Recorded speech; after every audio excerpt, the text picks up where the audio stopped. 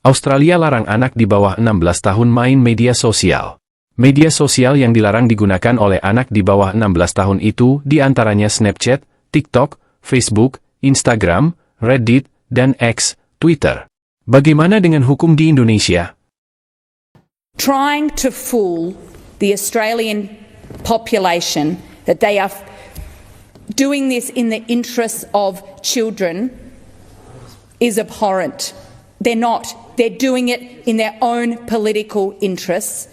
This is a political fix, not a social media fix. The ban is rubbish.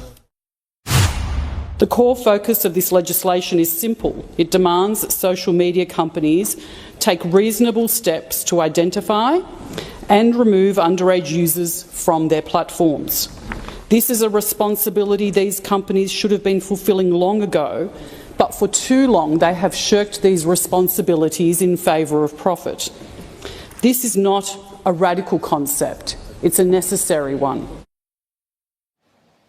CNA's Roger Maynard has more on the concerns surrounding the possible ban. A lot of people here fear it's the thin end of the wedge and are worried about how the law will be enforced. Will everyone have to submit to age verification technology or the like? Will older Australians eventually be made to prove their age before going online? In fairness, there have been amendments to the bill to toughen privacy measures, which will ensure the social media companies are prohibited from compelling users to provide digital IDs or other government-issued documents such as passports or driving licenses to access sites. That would be anathema to most Australians who value their privacy and don't want the authorities poking their nose into their personal lives.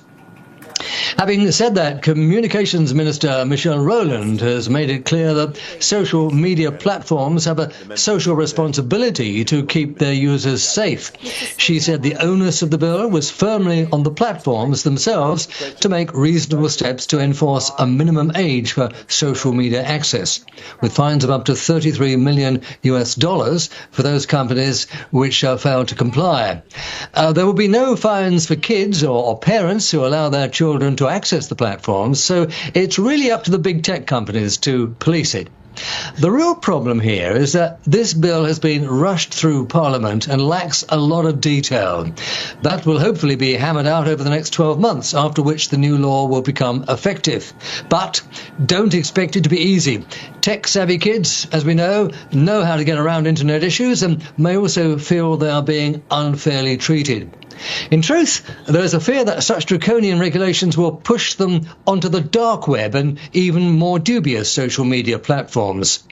There are clearly many unknowns here, but the fact is that most parents with young children support the ban, given the often negative influence smartphones and social media are having on their kids.